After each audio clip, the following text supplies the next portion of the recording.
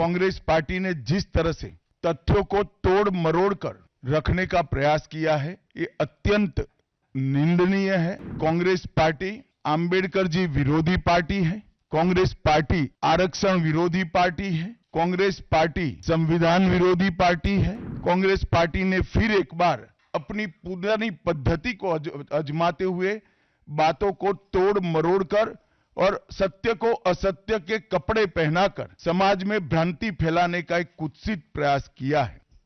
मित्रों, आज की प्रेस वार्ता में आप सभी का स्वागत है। विगत सप्ताह में संसद में लोकसभा और विधानसभा, राज्यसभा दोनों जगह संविधान को स्वीकार किए हुए 75 साल के मौके पर संविधान की रचना, संविधान निर्माताओं का योगदान और संविधान में प्रस्तावित किए गए आदर्शों पर एक गौरवमयी चर्चा का आयोजन संसद के द्वारा किया गया। वो चर्चा में 75 साल की देश की गौरव यात्रा, विकास यात्रा और उपलब्धियों की भी चर्चा होनी थी।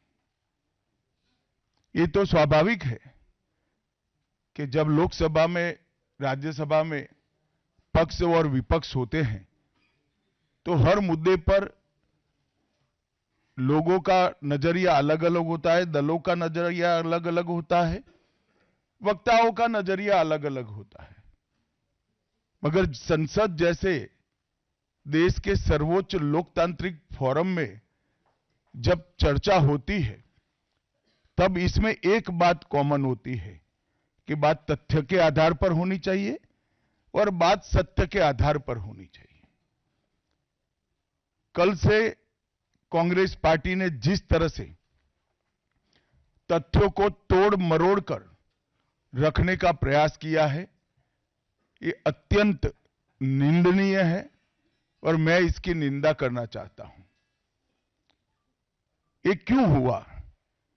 क्योंकि भारतीय जनता पार्टी के वक्ताओं ने संविधान पर, संविधान की रचना के मूल्यों पर और जब जब कांग्रेस या भारतीय जनता पार्टी का शासन रहा तब शासन ने संविधान के मूल्यों का किस तरह से मूल्यांकन किया, संरक्षण किया और संवर्धन किया, इस पर फैक्ट के साथ भारतीय जनता पार्टी के वक्ताओं ने अनेक उदाहरणों के साथ जनता के सामने विषय रखे और उसमें वो तय हो गया कि कांग्रेस पार्टी आंबेडकर जी विरोधी पार्टी है, कांग्रेस पार्टी आरक्षण विरोधी पार्टी है, कांग्रेस पार्टी संविधान विरोधी पार्टी है, कांग्रेस पार्टी ने सावरकर जी का भी अपमान किया,